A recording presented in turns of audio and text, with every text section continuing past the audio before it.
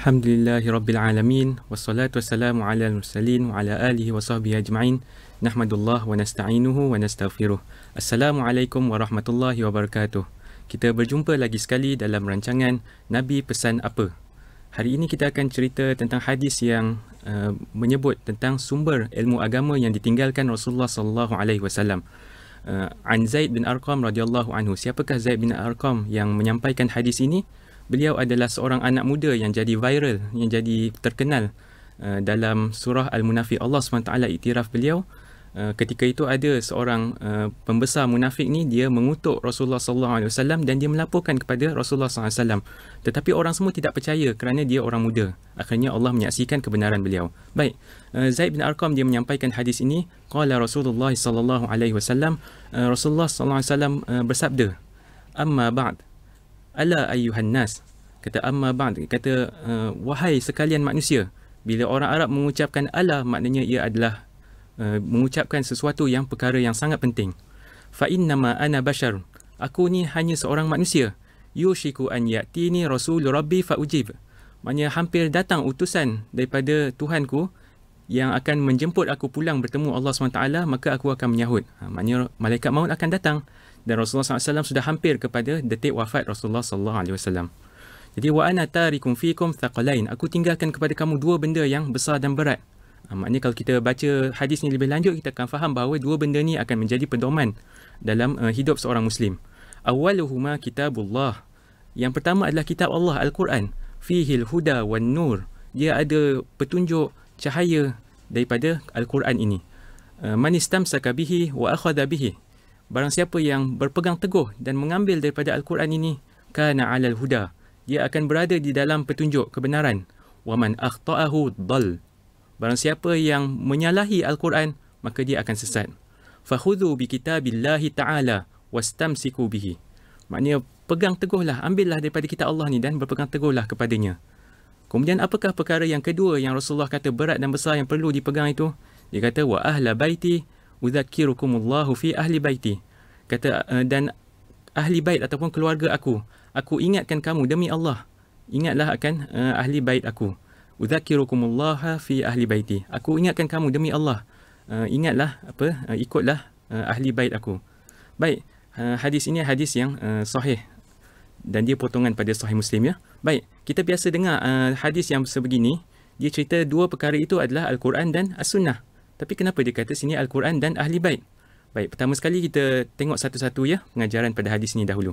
Pertamanya, Rasulullah SAW dia tidak meninggal dunia kecuali setelah memberi pedoman yang cukup untuk umat Islam sampai hari kiamat supaya mereka tidak sesat.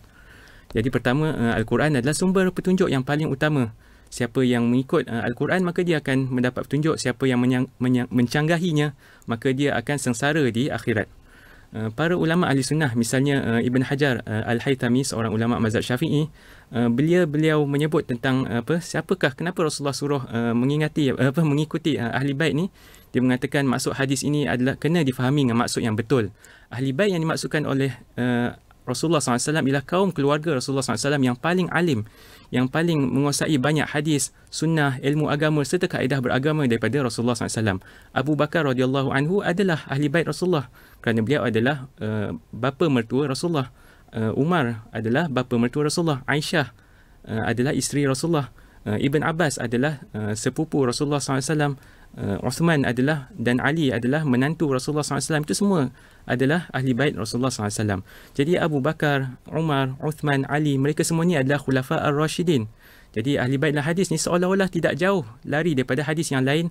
Hadis ke-28 daripada hadis 40 Imam Nawawi, dia kata apa? Alaikum bisunnati wa sunnatal khulafa ar-Rashidin al-mahdiyyin min ba'di.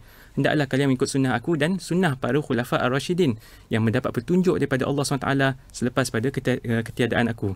Jadi Abu Bakar dan Umar, Uthman dan Ali, mereka ni semua adalah kaum keluarga Rasulullah SAW. Semua sumber hukum Islam yang kita ikut hari ini sebenarnya berasal daripada kefahaman dan bagaimana sahabat melaksanakan prinsip yang Rasulullah ajar pada mereka. Mereka memakai Al-Quran, mereka mengumpul hadis, mereka mengadakan ijma' kan, bermesyuarat para sahabat ramai-ramai. Mereka mengadakan qiyas, mereka memelihara maqasid syariah dan maslahat yang diiktiraf oleh syarak. Mereka berijtihad secara berjemaah, mereka melakukan syura, mereka menegakkan keadilan dan sebagainya. Kesimpulannya, segala ilmu syarak yang dibawa ulama hari ini secara berdisiplin adalah lanjutan daripada pesanan Rasulullah SAW ini. Contohnya ilmu tafsir, ilmu hadis, ilmu akhlak, usul fiqh. Semuanya adalah daripada fiqh para sahabat yang diketuai oleh para khulafa ar-rasyidin yang tidak lari daripada semuanya adalah kaum keluarga Rasulullah SAW. Itu ditakdirkan Allah SWT begitu. Okay, sebab memang mereka makin layak, bukan sebab keturunan semata-mata. Baik, hormatilah disiplin ilmu agama yang merupakan peninggalan daripada para sahabat ini. Semua imam mazhab, imam hadis, ulama-ulama dulu, mereka hanya mewarisi ilmu yang ditinggalkan oleh para sahabat hasil mereka berguru pada tempoh yang panjang dengan Rasulullah SAW. Para ulama hanya berijtihad, berusaha mengkaji untuk menjadikan ilmu ini lebih kemas dan bersistem. Sudah tentu kita menolak fahaman salah seperti fahaman Syiah yang mengagungkan Ali radhiyallahu anhu. Itu sahaja mereka kata ahli bait, tetapi sebahagian mereka mengutuk dan bahkan melaknat Abu Bakar, Umar, Uthman dan sahabat Nabi yang lain. Sedangkan Abu Bakar dan Umar juga adalah ahli bait Rasulullah SAW. Jadi semoga kita dapat mencontohi Rasulullah SAW membimbing keluarga kita dengan iman, taqwa, ilmu sehingga menjadi keluarga yang paling bermanfaat kepada orang lain dan umat. Jadi saya tutup perbincangan hadis kita pada hari ini dengan firman Allah SWT dalam surah An-Nisa ayat 59, Ya ayyuhalladzina amanu ati'ullaha wa ati'ur rasula wa ulil amri minkum. Jadi wahai orang yang beriman, taatilah Allah, taatilah Rasul dan ulil amri di kalangan kamu. Ulil amri ini adalah para ilmuwan dan para pemimpin. Maknanya ilmuwan yang berilmu, para ulama yang berdisiplin ilmu dan amanah dengan ilmunya, seperti mana para sahabat tadi, seperti mana para ahli bait tadi. Dan mereka itulah yang perlu kita jadikan ikutan. Betul, ulil amri juga adalah pemerintah, tetapi pemerintah juga kena merujuk kepada pakar dan ulama dan juga ilmuwan. Kalau tidak, mereka akan melakukan sewenang-wenangnya tanpa ilmu dan itu akan menyebabkan musibah. Jadi kita ambillah pengajaran sebanyak daripada hadis ini, berpegang teguh kepada disiplin ilmu agama Islam. Aku qauli hadza, astaghfirullah wa lakum. Kita berjumpa lagi di dalam episod yang akan datang, rancangan Nabi Pesan Apa. Assalamualaikum warahmatullahi wabarakatuh.